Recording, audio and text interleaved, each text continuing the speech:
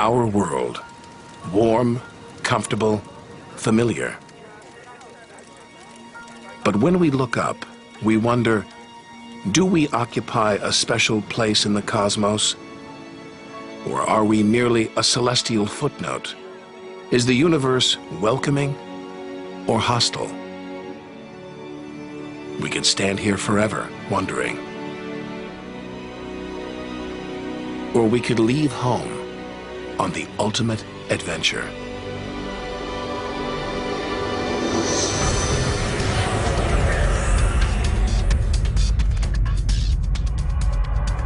To discover wonders,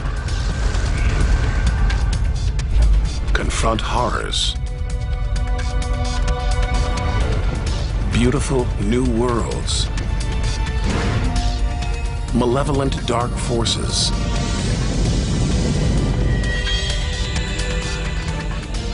the beginning of time, the moment of creation. Would we have the courage to see it through?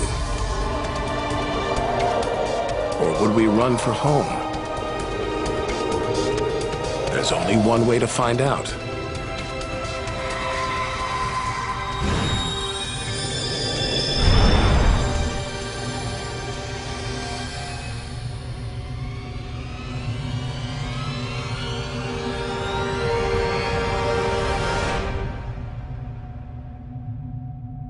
Our journey through time and space begins with a single step. At the edge of space, only 60 miles up, just an hour's drive from home. Down there, life continues. The traffic is awful, stocks go on trading, and Star Trek is still showing.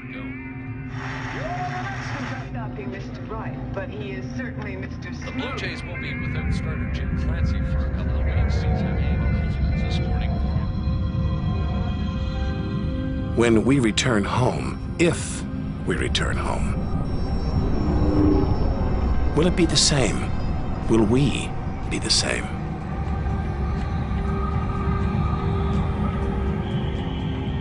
We have to leave all this behind, to dip our toes into the vast dark ocean. On to the moon.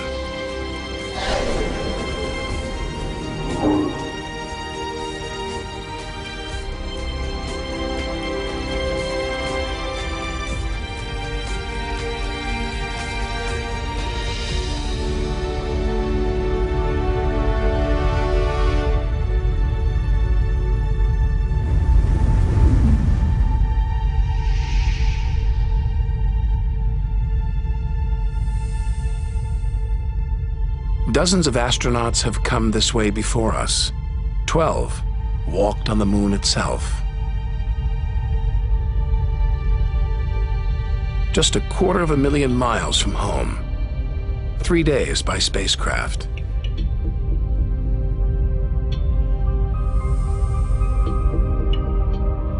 Barren. Desolate. It's like a deserted battlefield, but oddly familiar. So close, we've barely left home.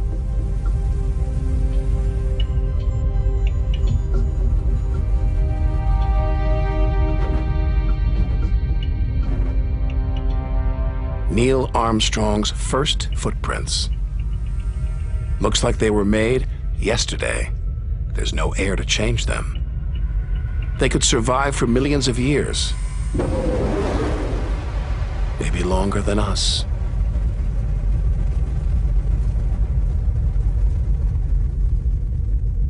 Our time is limited.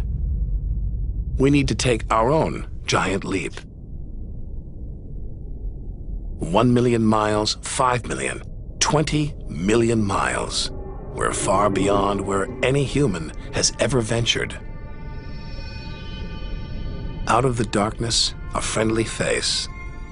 The goddess of love, Venus. The morning star, the evening star. She can welcome the new day in the east, say goodnight in the west.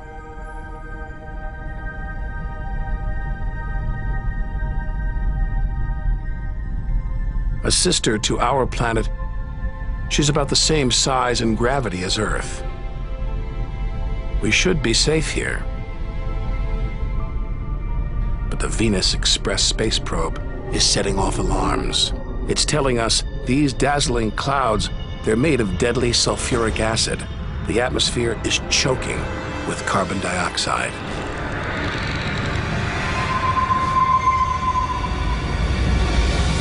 Never expected this. Venus is one angry goddess. The air is noxious, the pressure unbearable. And it's hot, approaching 900 degrees. Stick around and we'd be corroded, suffocated, crushed and baked.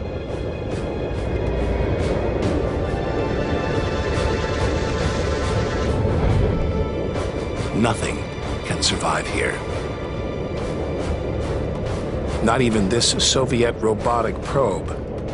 Its heavy armor's been trashed by the extreme atmosphere.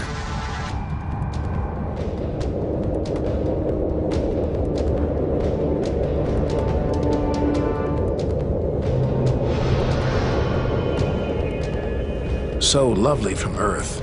Up close, this goddess is hideous.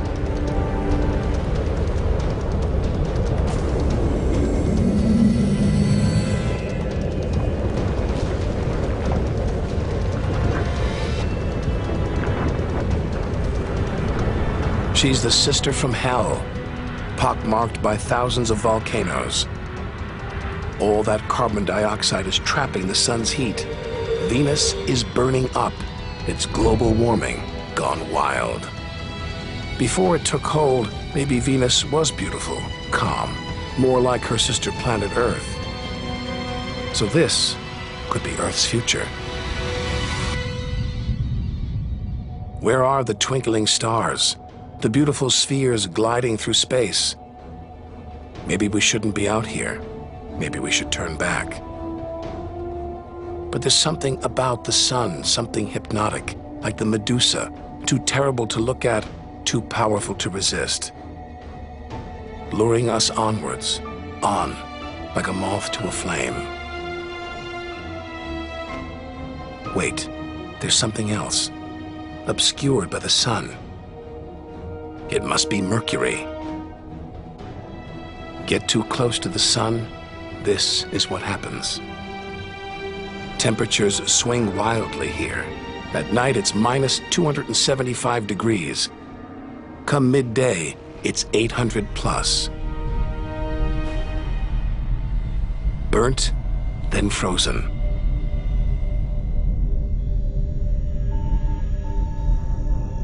The Messenger space probe is telling us something strange. For its size, Mercury has a powerful gravitational pull. It's a huge ball of iron, covered with a thin veneer of rock, the core of what was once a much larger planet. So where's the rest of it? Maybe a stray planet slammed into Mercury, blasting away its outer layers in a deadly game of cosmic pinball. Whole worlds, on the loose, careening wildly across the cosmos, destroying anything in their path. And we're in the middle of it. Vulnerable, exposed, small. Everything is telling us to turn back. But who could defy this? The sun, in all its mesmerizing splendor. Our light, our lives. Everything we do is controlled by the sun, depends on it. It's the Greek god Helios driving his chariot across the sky. The Egyptian god Ra, reborn every day. The summer solstice sun rising at Stonehenge. For millions of years, this was as close as it got to staring into the face of God.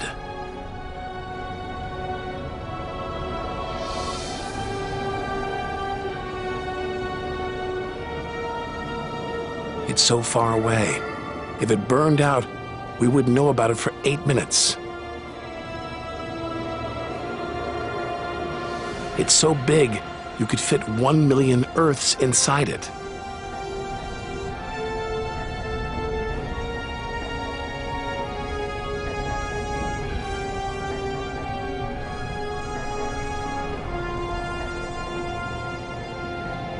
But who needs numbers? We've got the real thing. We see it every day, a familiar face in our sky. Now, up close, it's unrecognizable. A turbulent sea of incandescent gas. The thermometer pushes 10,000 degrees. Can't imagine how hot the core is. Could be tens of millions of degrees.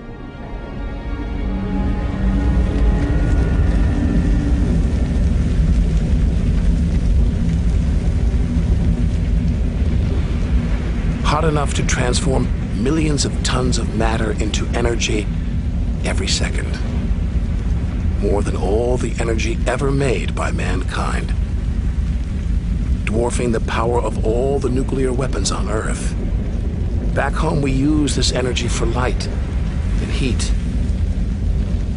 But up close, there's nothing comforting about the sun.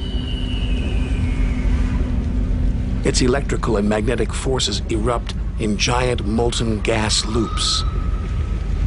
Some are larger than a dozen Earths, more powerful than 10 million volcanoes.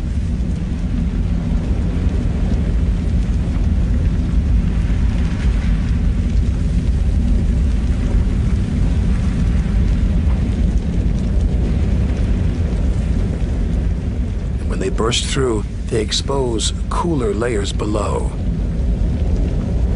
making sunspots. A fraction cooler than their surroundings, sunspots look black, but they're hotter than anything on Earth. And massive, up to 20 times the size of Earth.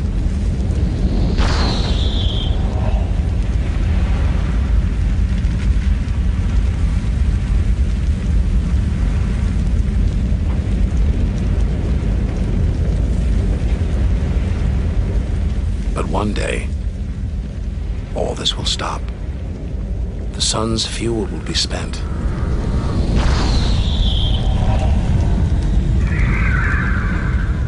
And when it dies, the Earth will follow.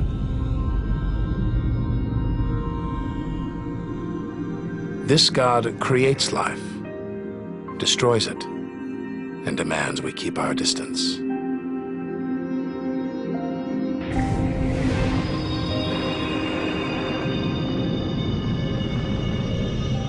This comet strayed too close. The sun's heat is boiling it away, creating a tail that stretches for millions of miles.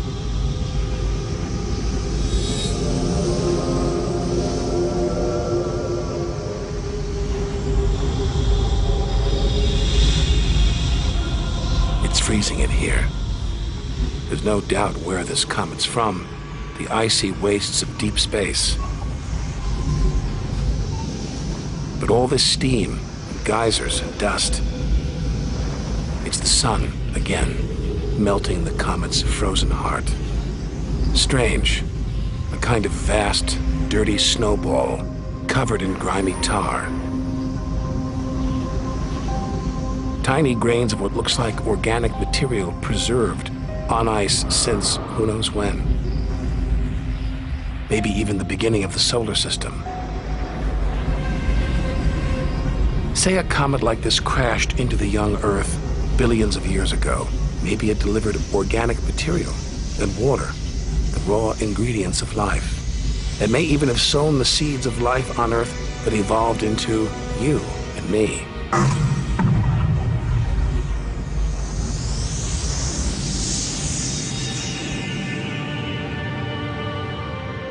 But say it crashed into the Earth now. Think of the dinosaurs, wiped out by a comet or asteroid strike. It's only a question of time. Eventually, one day, we'll go the way of the dinosaurs.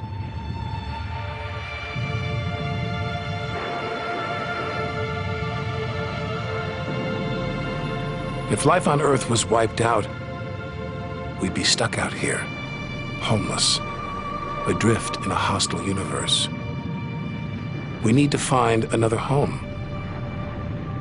Among the millions, billions of planets, there must be one that's not too hot, not too cold, with air, sunlight, water, where, like Goldilocks, we could comfortably live.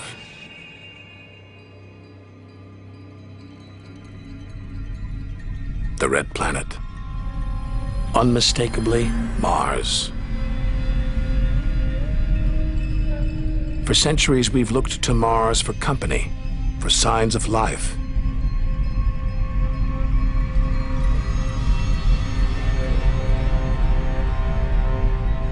Could there be extraterrestrial life here? Are we ready to rewrite the history books, to tear up the science books, to turn our world upside down? What happens next could change everything.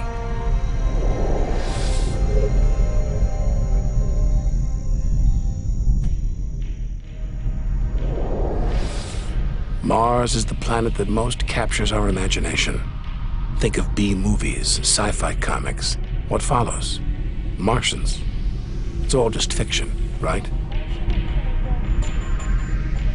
But what if there really is something here?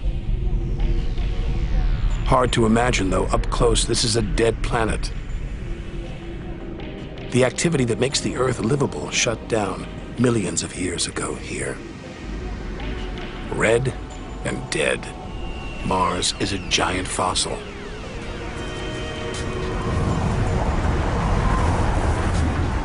Wait, something is alive. A dust devil, a big one, bigger than the biggest twisters back home.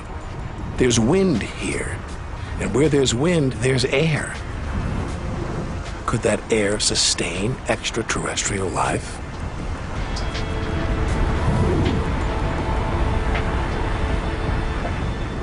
It's too thin for us to breathe. And there's no ozone layer. Nothing to protect us against the sun's ultraviolet rays. There is water, but frigid temperatures keep it in a constant deep freeze. It's hard to believe anything could live here. Back on Earth, there are creatures that survive in extreme cold, heat, even in the deepest ocean trenches. It's as though life is a virus. It adapts, spreads. Maybe that's what we're doing right now, carrying the virus of life across the universe. Even in the most extreme conditions, life usually finds a way. But on a dead planet, with no way to replenish its soil, no heat to melt its frozen water,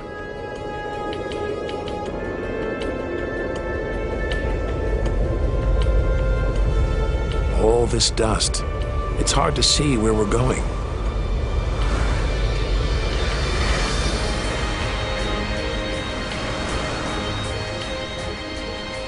Olympus Mons, named after the home of the Greek gods, a vast, ancient volcano, 3 times higher than Everest.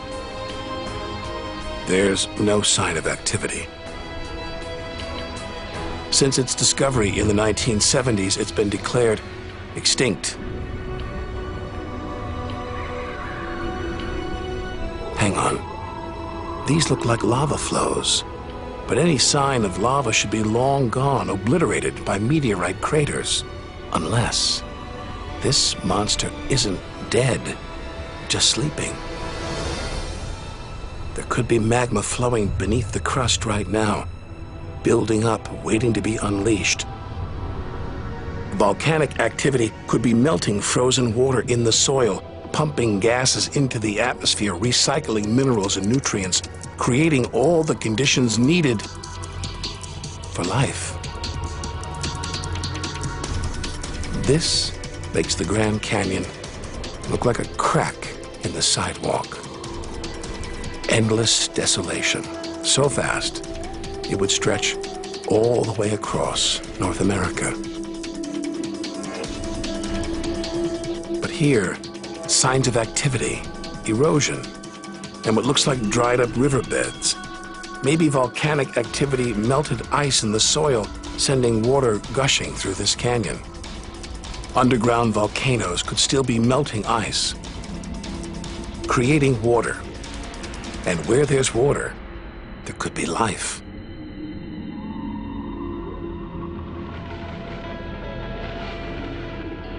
The hunt for life is spearheaded by this humble fellow, the NASA rover Opportunity.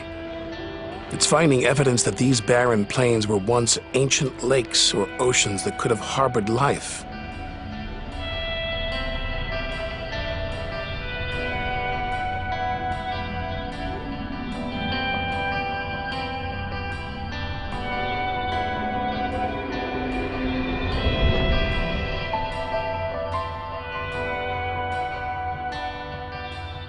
Look at those gullies. Probes orbiting Mars keep spotting new ones. More proof that Mars is alive and kicking. That water is flowing beneath its surface right now. Water that could be sustaining Martian life.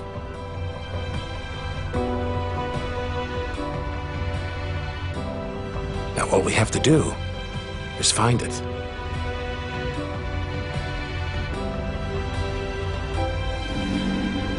Maybe we've already found what we're looking for on Earth. Some think that life started here and then migrated to Earth. An asteroid impact could have blasted fragments of Mars, complete with tiny microbes, out into space and on to the young Earth, where they sowed the seeds of life. No wonder we find Mars fascinating. This could be our ancestral home. It could be we are all Martians. The Mars we thought we knew is gone, replaced by this new active changing planet. And if we don't know Mars, our next door neighbor, how can we imagine what surprises lie ahead? Our compass points across the cosmos, back in time 14 billion years, to the moment of creation.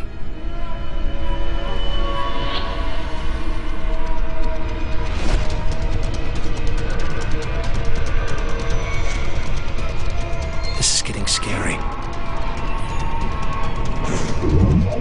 It's like being inside a giant video game.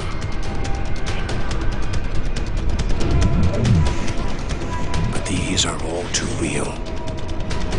Asteroids, some of them hundreds of miles wide. This one must be about 20 miles long. And there, perched on it, a space probe. Can't have been easy parking on an asteroid traveling at 50,000 miles an hour. It's a lot of effort just to investigate some rubble. Rubble that regularly collides, breaks up, and rains down on Earth as meteorites. Our ancestors saw shooting stars as magical omens, and they were right. Rubble like this came together to make the planets, including our own. Pretty magical. By dating the meteorites found on Earth, we can tell the planets were born 4.6 billion years ago. These are the birth certificates of our solar system. For some reason, these rocks didn't form into a planet. Something must have stopped them. Something powerful.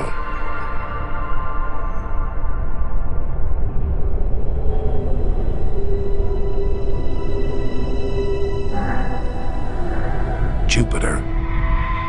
What a monster.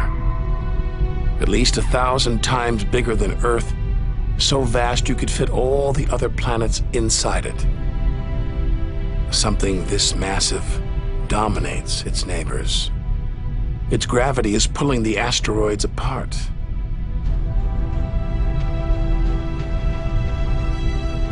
And it's breathtaking.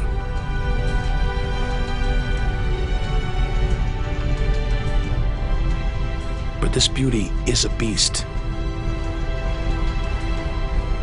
It's almost all gas. Land here and we'd sink straight through its layers into oblivion.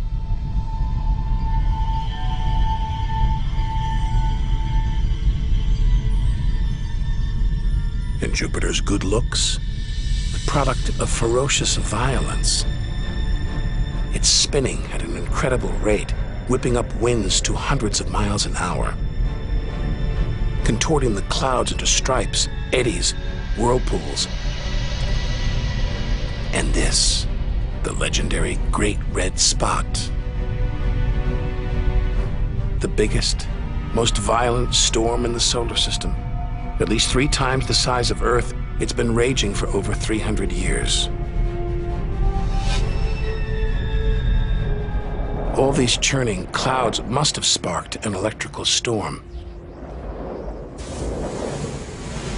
Just one bolt is 10,000 times more intense than any at home.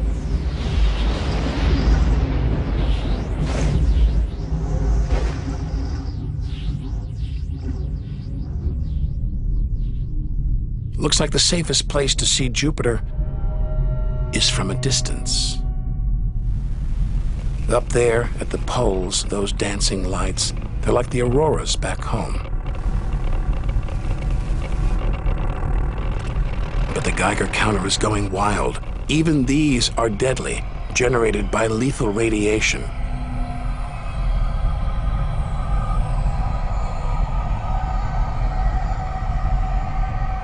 Out here, nothing is what it seems. The universe is full of terrors, traps,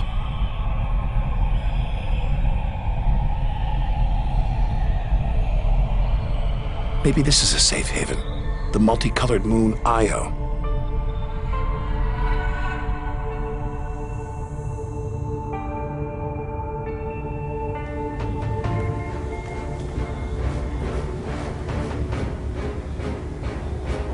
Wrong. Very wrong. Those brilliant colors are molten rock, volcanoes, spewing lava.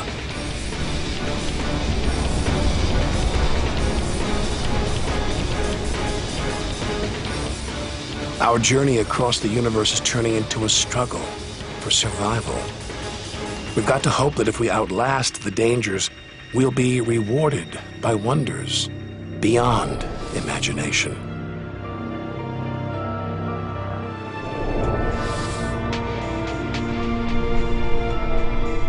"400 million miles from Earth. Flying a commercial airliner here would take nearly a century. What a weird-looking place. And yet, strangely familiar. A bit like the Arctic, with all that ice, all those ridges and cracks.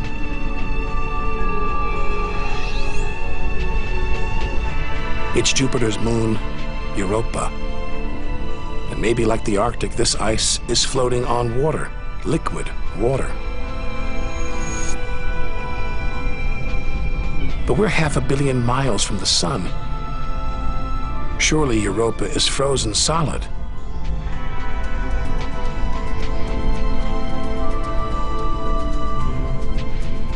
Unless Jupiter's gravity is creating friction deep inside, heating the ice into water, allowing life to develop in the waters beneath its frozen crust. We might be feet away from aliens. from a whole ecosystem of microbes, crustaceans, maybe even squid.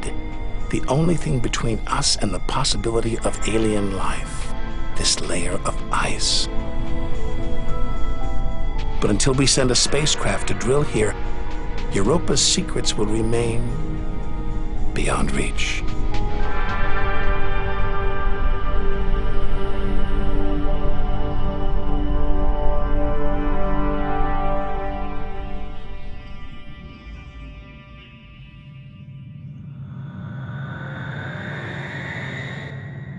It's captivated our imaginations, haunted our dreams. And here it is, spinning before our eyes. Saturn, named for the Roman god who reigned over a golden age of peace and harmony.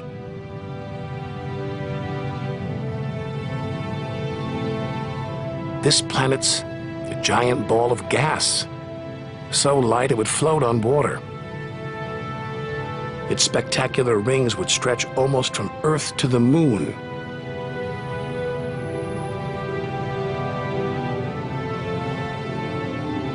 There's the Cassini orbiter. It's picking up ghostly radio emissions, probably generated by auroras around Saturn's poles. This is the real music of the spheres. Cassini's telling us where these rings came from. They're the remnants of a moon shattered by Saturn's gravitational pull. Incomparable beauty from total destruction.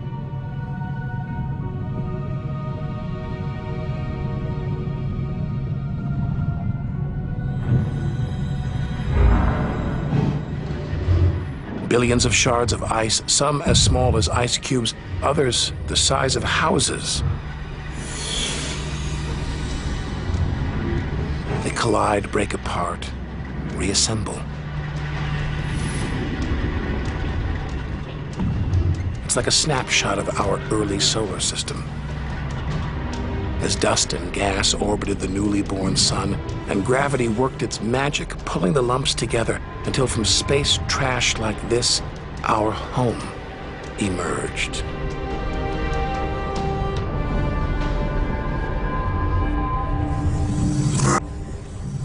We could stay here forever.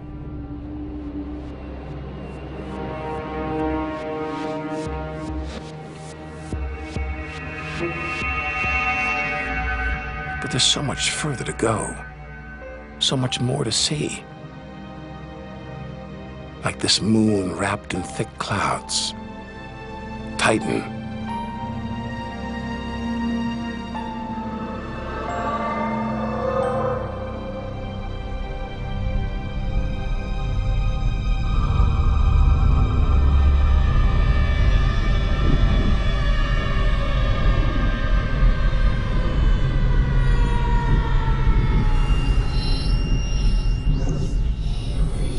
There's an atmosphere down here.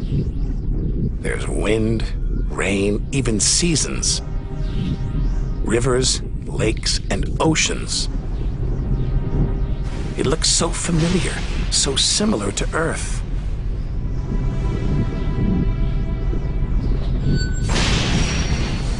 But that's not water. It's liquid natural gas. Hundreds of times more natural gas than all the Earth's oil and gas reserves. Maybe one day we'll use this energy to fuel a colony. Assuming there isn't life here already.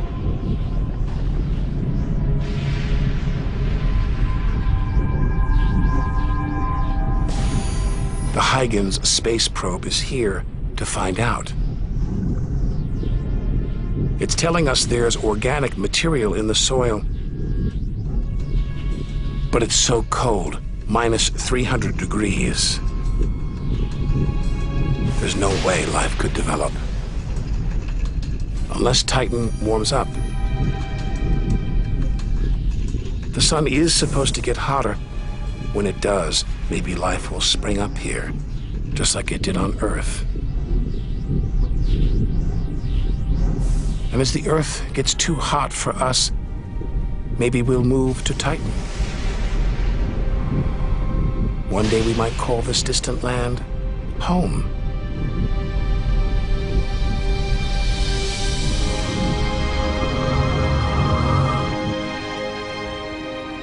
Home. We're at least 700 million miles away now. After this, we lose visual contact with Earth. We're standing on a cliff, looking out over a great chasm that stretches to the beginning of time. Do we have the courage to jump? We're in the solar system's outer reaches. Unseen from Earth, unknown for most of history. It's like diving into the depths of the ocean.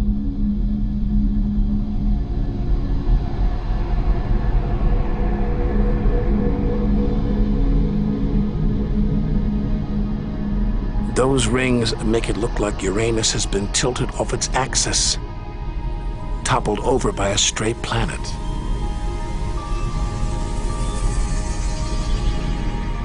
It's eerie out here. Already beginning to feel small, lonely. Maybe this is how we'll feel at the edge of the universe.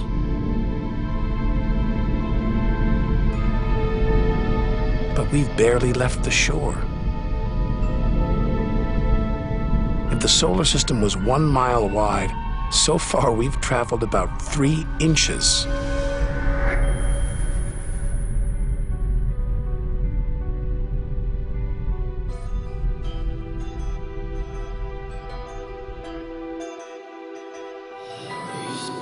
Out of the deep, another strange beast, the god of the sea, Neptune. This world is covered in methane gas, and a storm as big as Earth, whipped up by savage 1,000-mile-an-hour winds. Back home, it's the sun that drives the wind. But Neptune's far away. Something else must be creating these ferocious winds. But what? We know very little about our own solar system.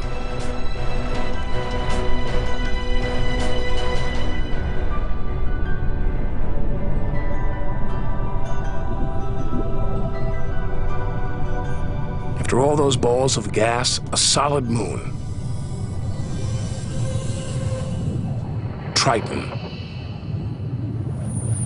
Solid, but not stable. Just look at those geysers, cosmic smokestacks, pumping out strange soot. And this moon is revolving around Neptune in the opposite direction of the planet's spin. A cosmic battle of wills that this angry moon is destined to lose.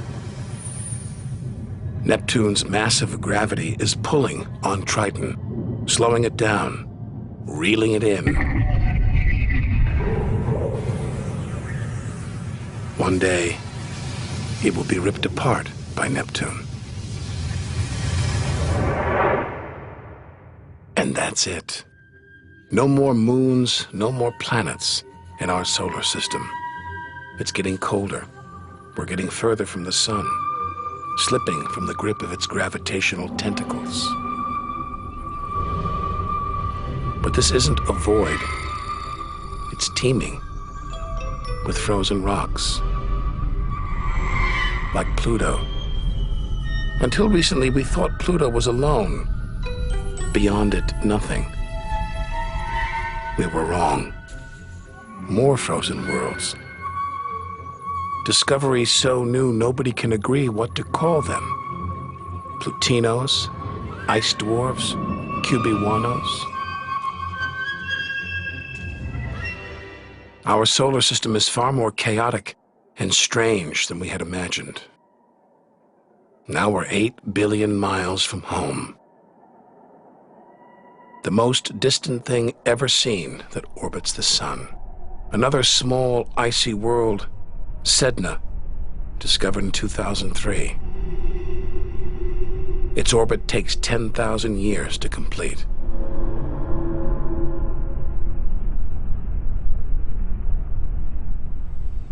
Hang on. There's something else out here.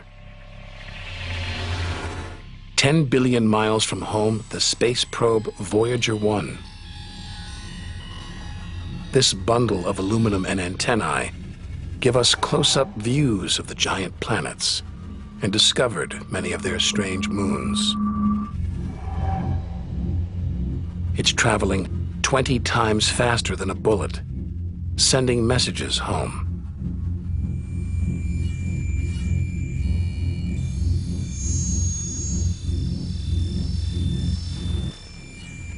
That gold plaque, it's a kind of intergalactic message in a bottle.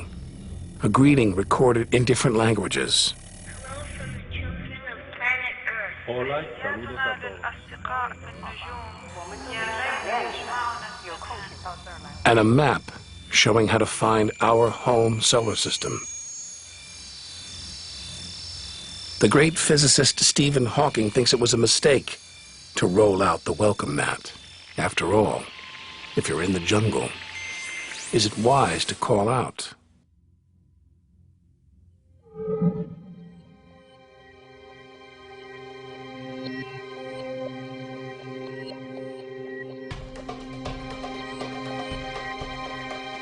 These comets look like the ones we saw earlier.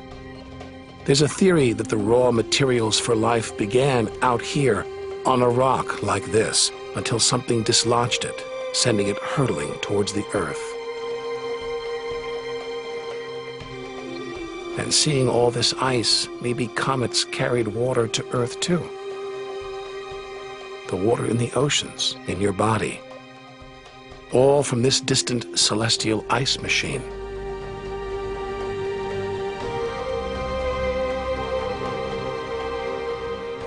We're 5 million, that's 5 trillion miles from home.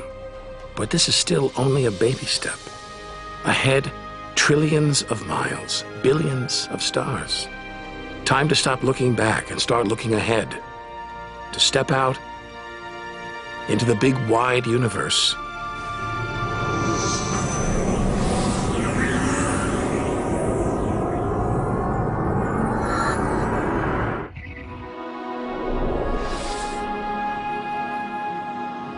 Interstellar space.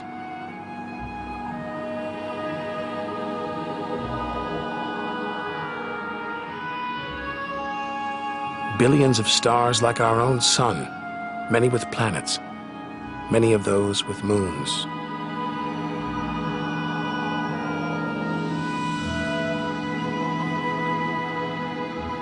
It's hard to know which way to go. There are infinite possibilities.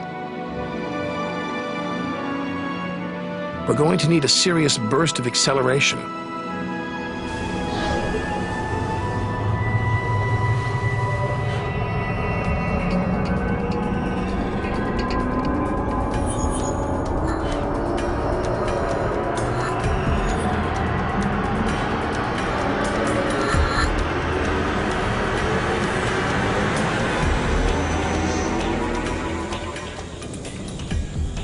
$25 trillion miles from home.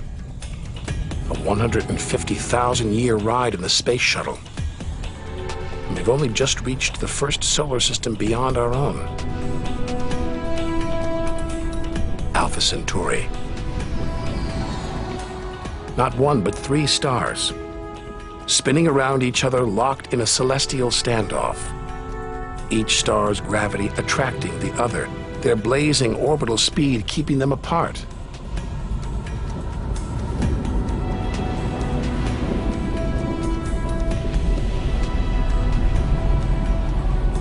Get between them and we'd be vaporized. Trillions of miles from home. So far that miles are becoming meaningless. Out here we measure in light years. Light travels 6 trillion miles a year, so we are over 4 light years from home. Distances so vast, they're mind-boggling.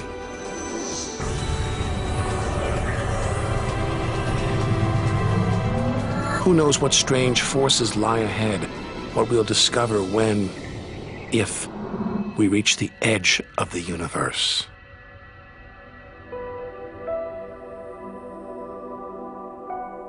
"10 light years from Earth, the star Epsilon Eridani. Spectacular rings of dust and ice, and somewhere in there planets forming out of the debris, being born before our eyes.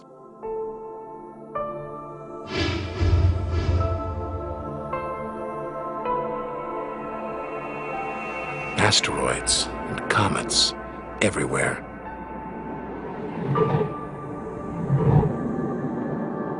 We could almost be looking at our own solar system billions of years ago, with comets delivering the building blocks of life to these young planets.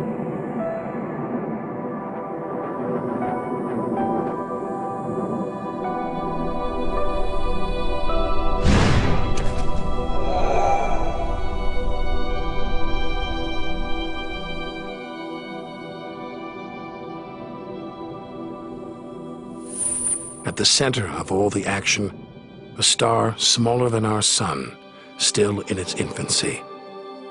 Any life in this solar system would be primitive at best.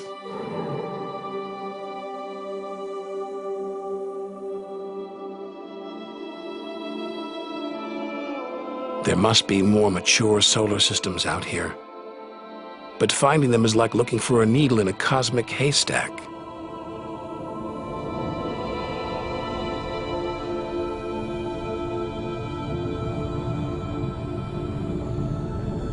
"20 light years from Earth. Star Gliese 581.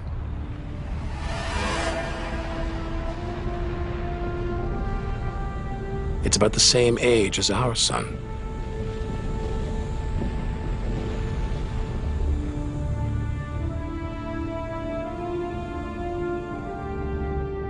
This planet is just the right distance from its sun. Any closer and water would boil away, any further, and it would freeze. Ideal conditions for life to emerge.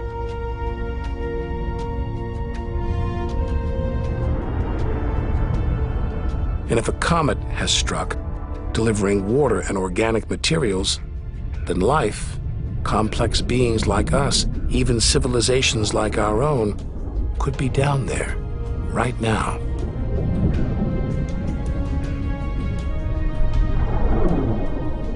They could be tuning into our TV signals, watching shows from 20 years ago. And here's your host, Joe Kaplan. But until we devise a way of communicating over these vast distances, all we can do is speculate. Us and them, living parallel lives, unaware of each other's existence.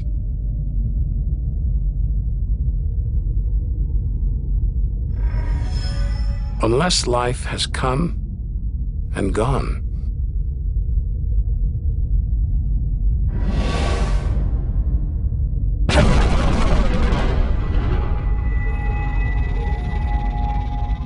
That's the problem with comets. They're creators and destroyers, as the dinosaurs found out the hard way. This is the needle in the cosmic haystack, the closest we've come to a habitable solar system like our own, but it's a chance encounter. There could be hundreds, millions more solar systems like this out there, or none at all.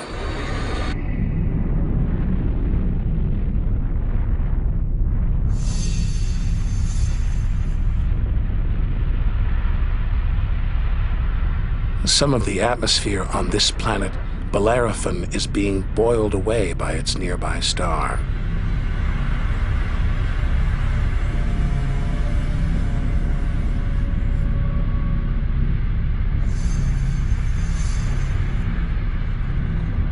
From Earth, we can't see planets this far out. They're obscured by the brilliance of their neighboring stars. But the planets have a minute gravitational pull on those stars, measure these tiny movements, and we can prove they exist.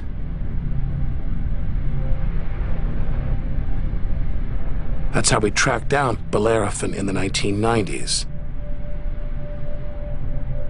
and hundreds of other distant planets.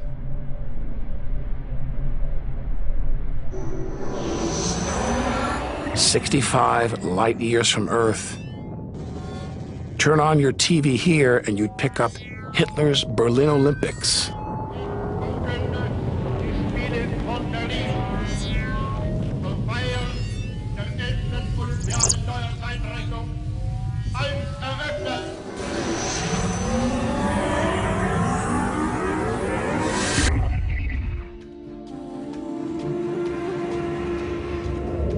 The twin stars of Algol, known to the ancients as the Demon Star. From Earth, it appears to blink as one star passes across the other. Up close, it's even stranger. One star is being sucked towards the other.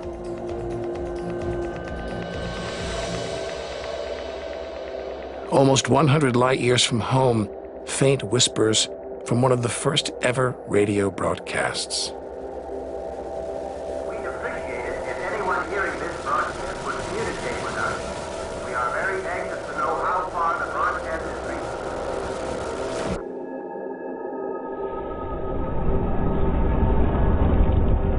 reaching. From here on out, it's as if the Earth never existed.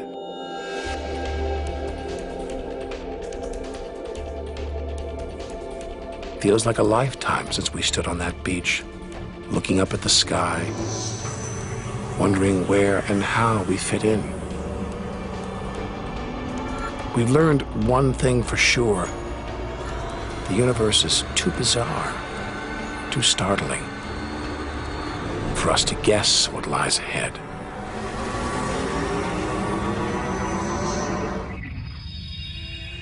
Deep inside our galaxy, the Milky Way. Pinpricks of light that have inspired 1,001 tales. The Seven Sisters, the daughters of the ancient Greek god Atlas, transformed into stars to comfort their father as he held the heavens on his shoulders.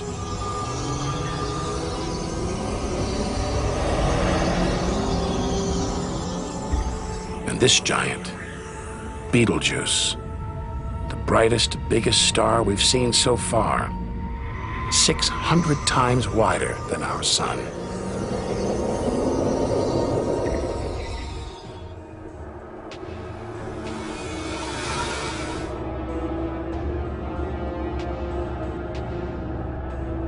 But this, it's not a star, not a planet. Not like anything we've seen.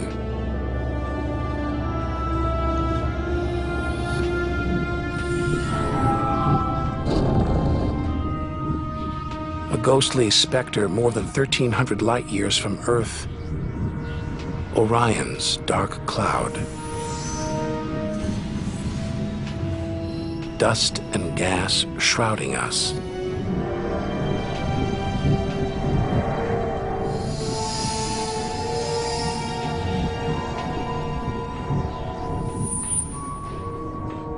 There, deep inside, a light, pulling the dust and gas towards it, heating up, merging into a ball of burning hot gas.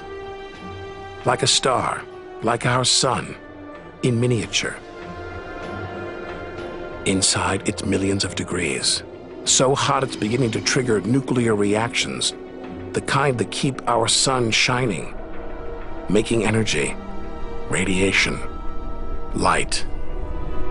A star is being born.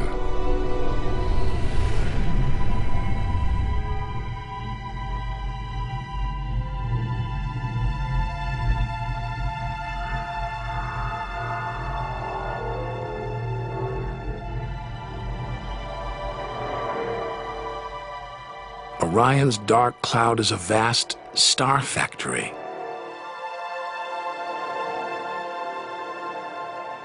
We're witnessing the birth of the future universe.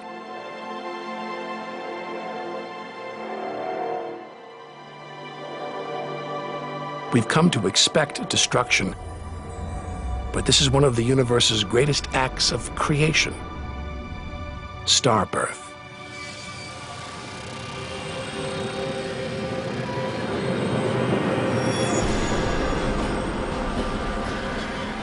This doesn't look right.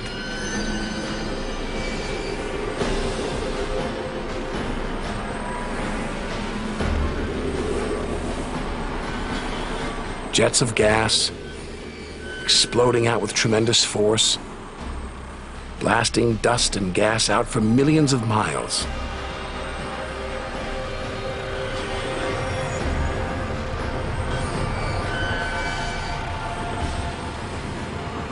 It's unbelievably violent and creative. Nebula. Vast, glowing clouds of gas hanging in space. With no wind out here, they'll take thousands of years to disperse. They seem to be forming a vast stellar sculpture. Nature is more than a scientist, an engineer. It's an artist on the grandest of scales.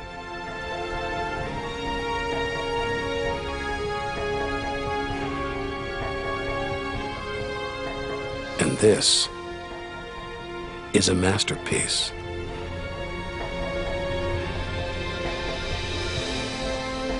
Stars are born, grow up, and then what? Do they die? Do they slip quietly into the night or go out with a bang?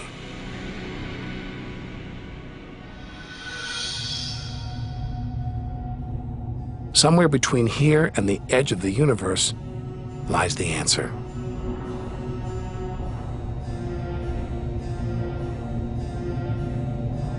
Luminous clouds suspended in space, encircling what was once a star like our own sun. All that's left of it are these brightly colored gases, elements formed by nuclear reactions deep inside, released into space on its death. Green and violet, hydrogen and helium, the raw materials of the universe. Red and blue, nitrogen and oxygen, the building blocks of life on Earth. For us to live, stars like this had to die. Every atom in our body was produced by nuclear fusion. In stars that died long before the Earth was even born. We are all the stuff of stars. Our family tree begins here.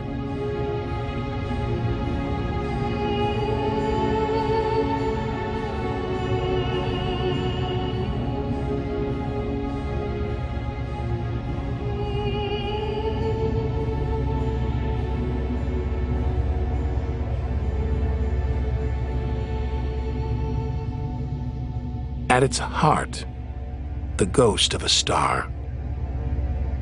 A white dwarf. White, hot, small, but unbelievably dense. In the star's dying moments, its atoms fused and squeezed together, making it so dense that just a teaspoon of this white dwarf would weigh 1 ton.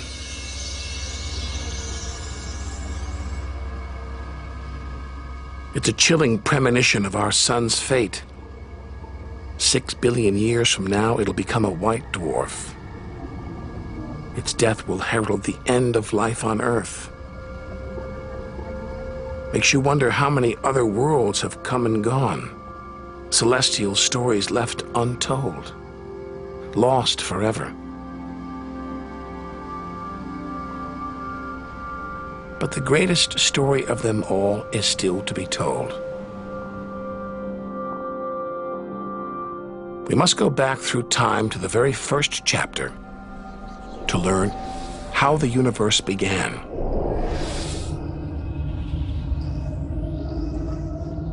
the scattered remains of a dead star, the Crab Nebula. 6,000 light years from home, deep inside a stellar graveyard. We've learned so much, seen things we'd never have believed possible. Now sights like this, wonders once beyond imagination, we take in our stride. We're ready to face whatever lies ahead, determined to reach the edge of the universe.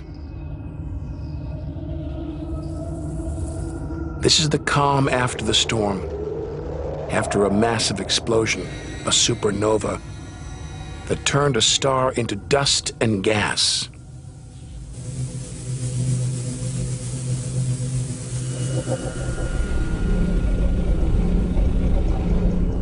The eye of the storm, a spinning, pulsating star, a pulsar.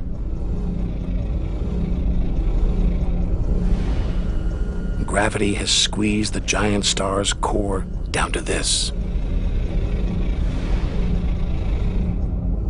It's just 12 miles across, unimaginably dense. One pinhead of this would weigh hundreds, maybe millions of tons. And as it shrank, like a figure skater spinning on the spot, arms outstretched, then pulling them in, it began to spin faster. Two beams of light, energy, radiation, spinning 30 times a second, powering the huge cloud of dust and gas. There's so much radiation here, more even than on the sun.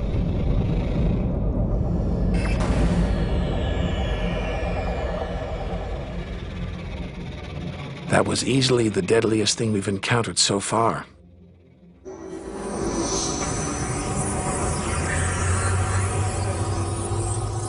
Once it would have terrified us. But now we realize that without the dangers, there'd be no wonders. Without the nightmares, there'd be no dreams.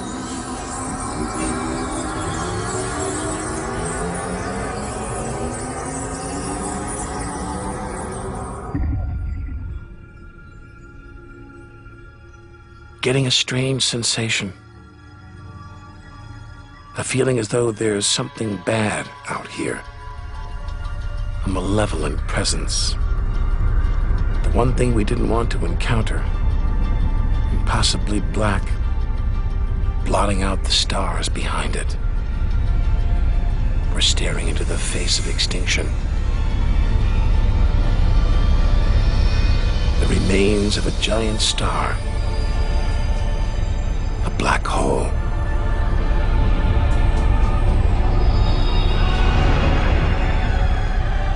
Far denser than a pulsar, and impossible to resist.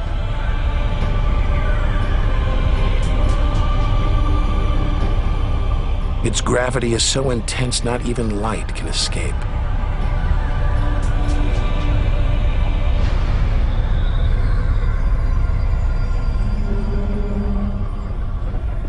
This asteroid, it's a lump of solid rock, but it's actually stretching, being dragged towards the gaping hole. Inside, there's no matter as we know it. No time, no space. All the rules of physics collapse.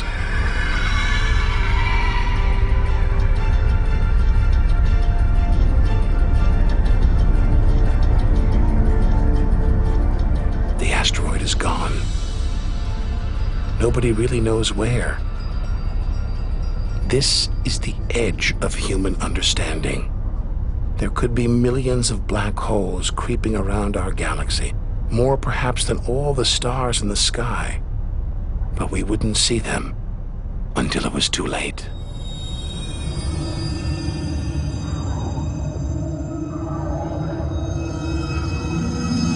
Like this star, spiraling, disappearing down an invisible sinkhole. Who's to say we don't live inside a vast black hole, that the whole universe isn't inside one right now, inside another universe. Think about it for too long and your mind reels. Sometimes it feels like the more we see, the less we know.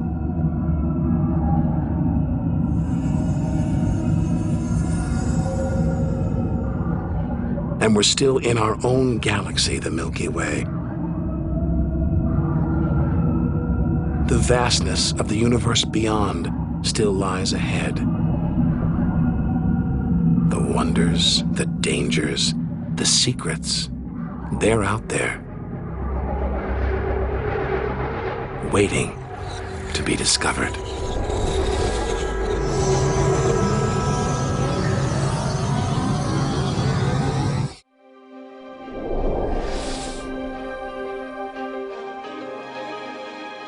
"7,000 light years from home." It's as though we're in a forest thick with trees, each so beautiful, so fascinating, it's impossible to look beyond, to see the bigger picture. We have to find a way through, to reach the clearing at the galaxy's edge.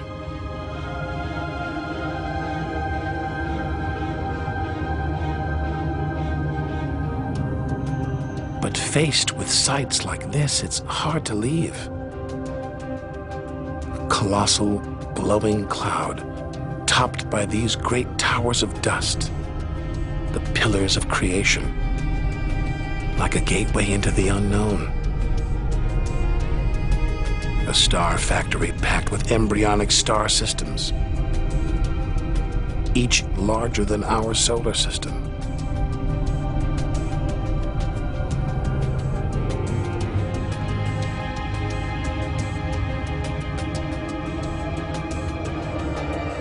We have to resist its siren song, tear ourselves away, to carry on towards the edge of the galaxy.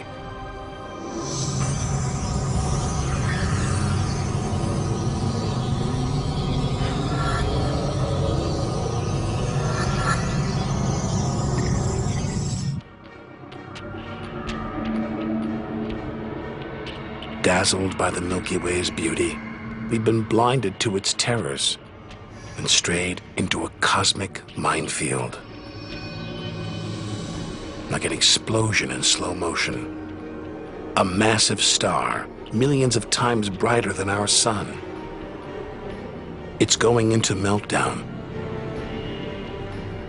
The fuel that sustains it is running out, the nuclear reactions that power it winding down. We're watching its death throes.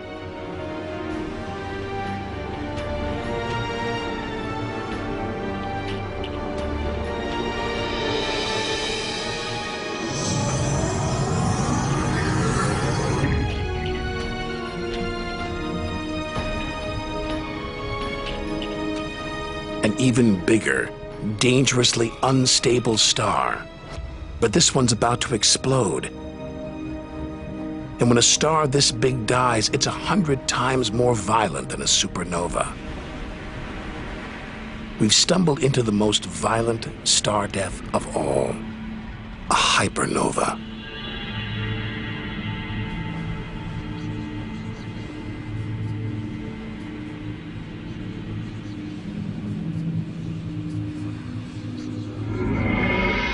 The core's collapsed. It's becoming a black hole.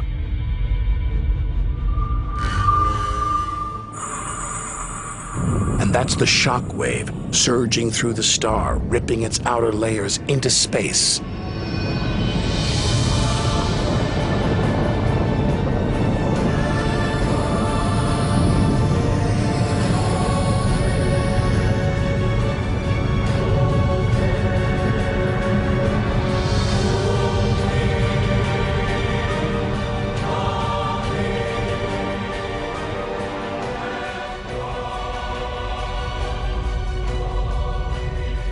Deadly hypernovas, frozen comets, scorched planets, white dwarfs, red giants. Tiny drops in a vast pool of white light. Our home galaxy the Milky Way. We wanted to know where we fit in. Here's our answer.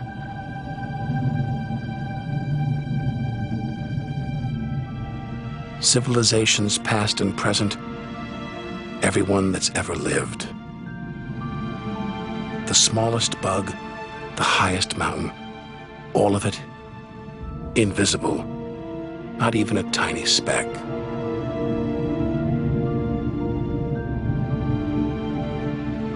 Our home is a minor planet orbiting an insignificant star. If it disappeared right now, who would even notice? And yet, so far we've found nowhere else we would rather live, nowhere we could live. It's only now, far from home, that we're beginning to truly appreciate it.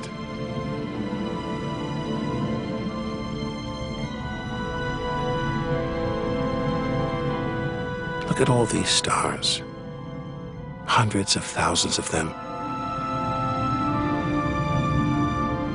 Surely one of them, more than one, must be capable of supporting life.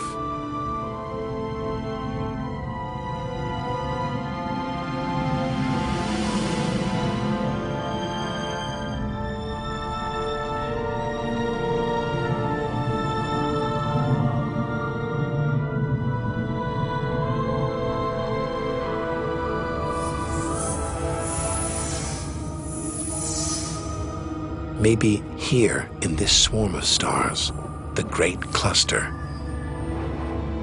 Back in the 1970s, astronomers sent a message in this direction, detailing the structure of our DNA and our solar system's location. But the message won't arrive here for another 25,000 years.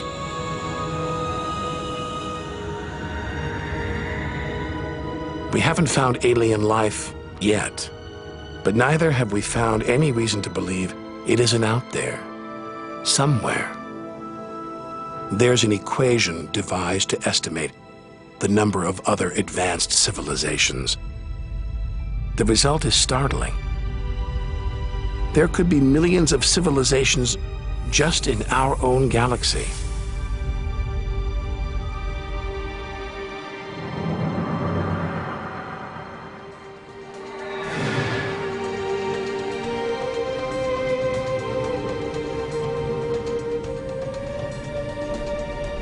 Everything we've seen so far is inside the Milky Way. Now we're ready to leave our home galaxy, to enter intergalactic space. Here's our chance to solve the ultimate mystery and experience the moment of creation.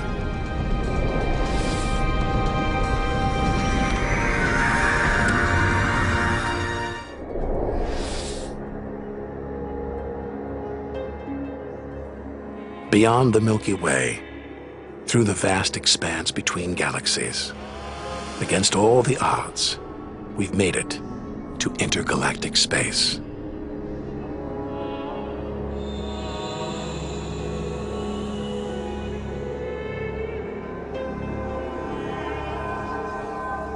Out here, there's no horizon in sight. Even the closest galaxies are hundreds of thousands of light years away. The remains of galaxies ripped apart by the Milky Way's huge gravitational pull, scattered among nothing.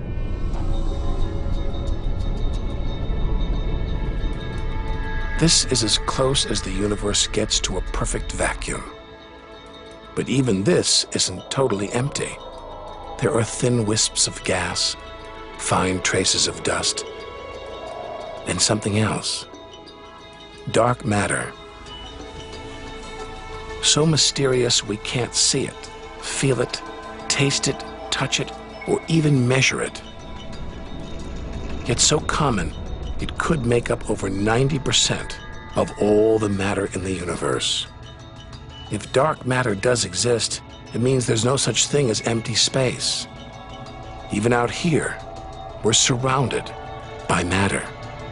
We think it exists because of its apparent hold on galaxies, like this one, the Large Magellanic Cloud.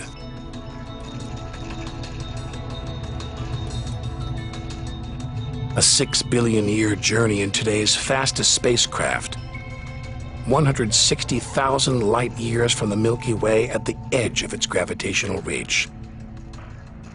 This galaxy should spin off into space, but something is holding it here, something invisible, powerful. Dark matter. Stars, clusters of stars, nebulae. It's a vast astronomical treasure trove.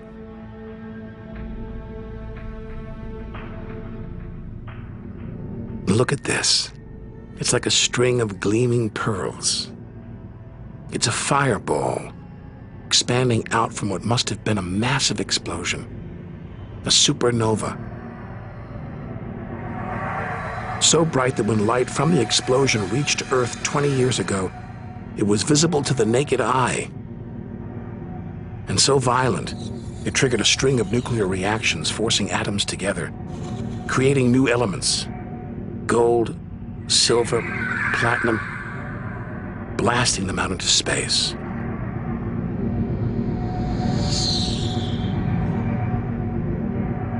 The gold in the ring on your finger was forged in a massive supernova like this, trillions of miles away, billions of years ago. Before we left home, the universe seemed separate, something out there, up in the sky. But now we know better. We are the universe, and it is within us.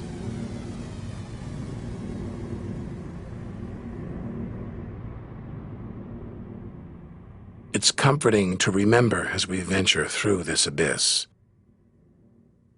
Further and further. Faster and faster.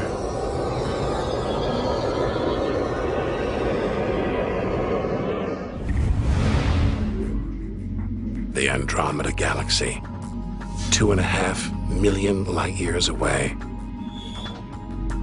It's racing through space. Everything blown apart like shrapnel in an explosion. We're seeing this galaxy as it was when our ape-like ancestors first walked on the African plains.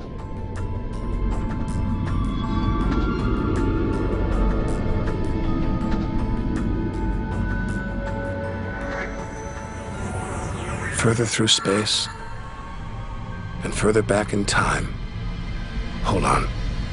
This doesn't look right. A whole galaxy exploding? The only thing large enough to cause an explosion on this scale is another galaxy. It looks like the end of the world. But this galaxy won't die. It'll be reborn. A new shape, perhaps even new stars, as dust and gas collide, creating friction, shock waves, triggering the birth of stars.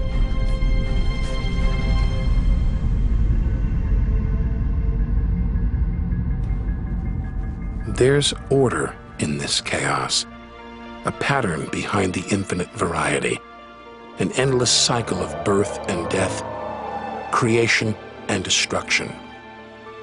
It's a pattern woven through the vast fabric of space that binds each of these galaxies. There are billions of galaxies, each with billions, even trillions of stars. Maybe more stars than there are grains of sand on all the beaches on Earth.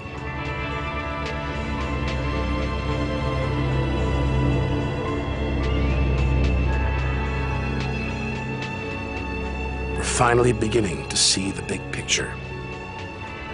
And it's grander than we ever imagined. This galaxy, the huge Pinwheel Galaxy, is so far from Earth that if we send a message home now, It will take 27 million years to get there.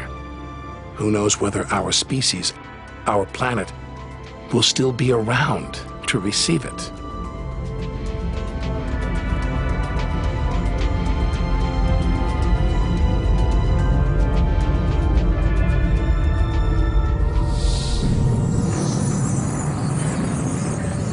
We travel on, back through time.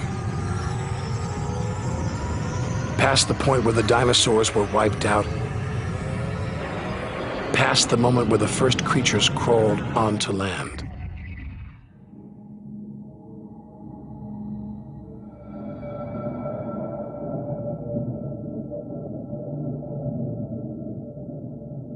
"2 billion light years from home, closing in on the edge of the universe, going back to the beginning of time. This isn't a galaxy. It's brighter than 100 galaxies. A blinding beam of energy surging for trillions of miles.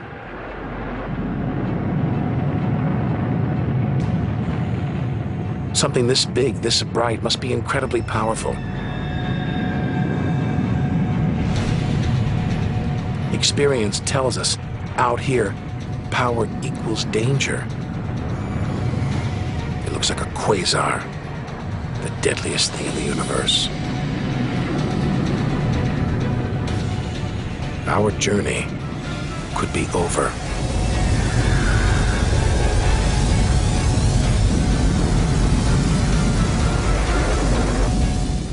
The deadliest, most powerful thing in the universe. A quasar. A swirling cauldron of superheated gas.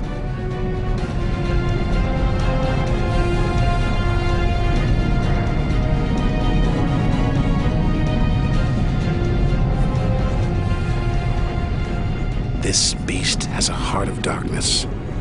A supermassive black hole, as heavy as 1 billion suns.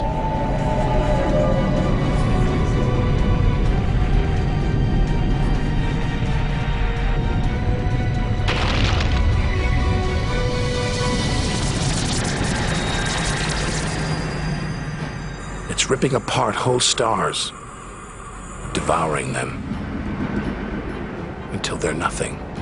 Lost forever from the visible universe.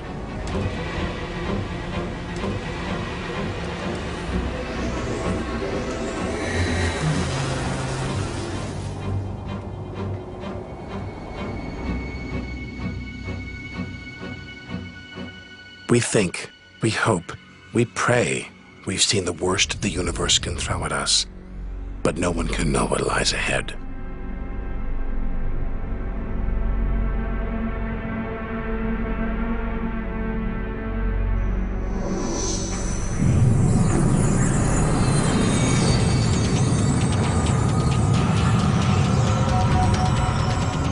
We'll need to go further, go faster.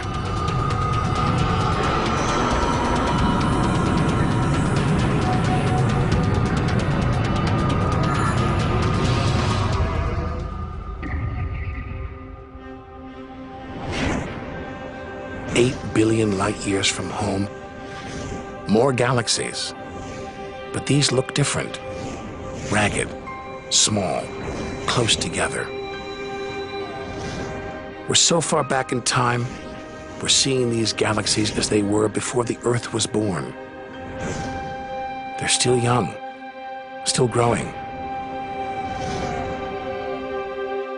We're getting close to where and how it all began.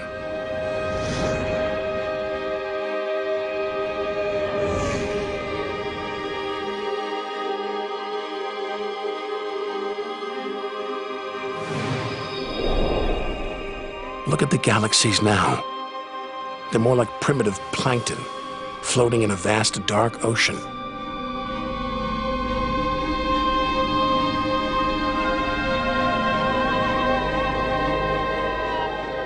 Clouds of dust and gas, dancing, twirling, merging to make embryonic galaxies.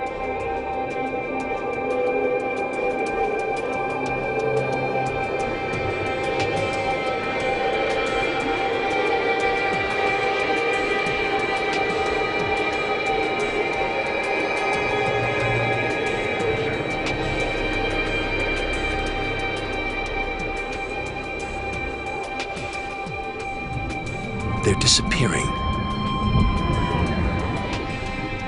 We've gone back before the stars were born, into a cosmic dark age. And before that, light, the afterglow from the massive explosion that created the known universe.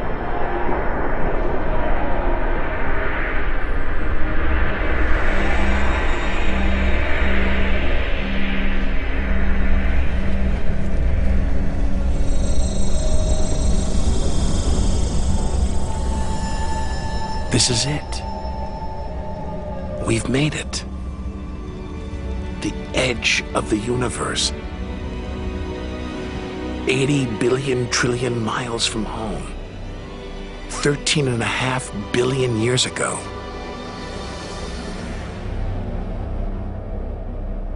The very instant of the Big Bang, the most violent, most creative moment in history. Everything that's ever happened follows from this moment.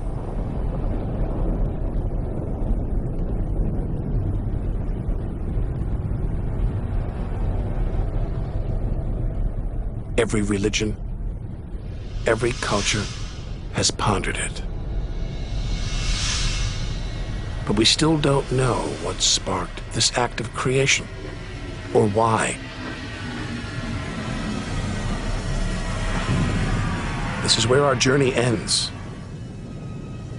and the universe begins.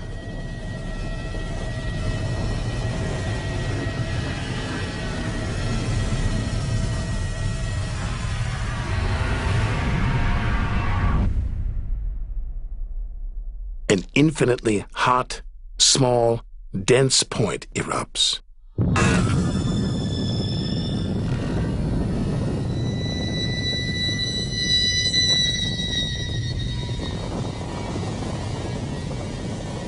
Creating space, time, matter, our universe itself. First, it's the size of a subatomic particle. The tiniest fraction of a second later, it's big enough to hold in the palm of your hand. Moments later, it's the size of the Earth.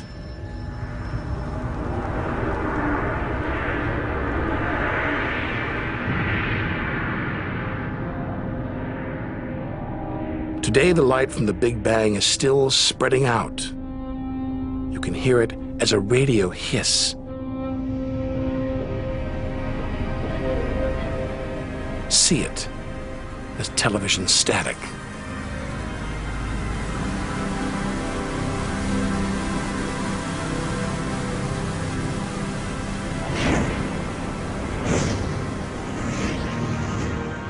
All the wonders we've seen on our journey are sparks flying out from the Big Bang.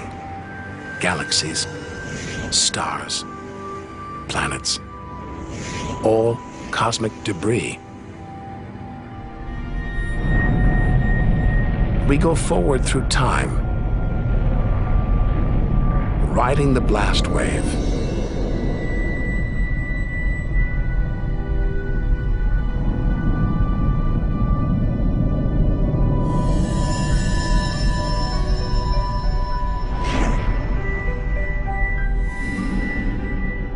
Until we reach another cooling cinder swirling in the afterglow of the Big Bang.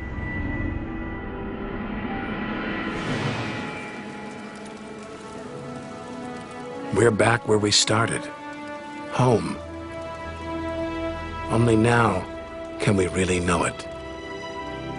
Smaller, more fragile than we ever imagined. Destined to die, swallowed by a dying sun. But we shouldn't despair. We should rejoice. We've managed to experience the wonders of the universe. We should celebrate our achievements and enjoy our moment in the sun.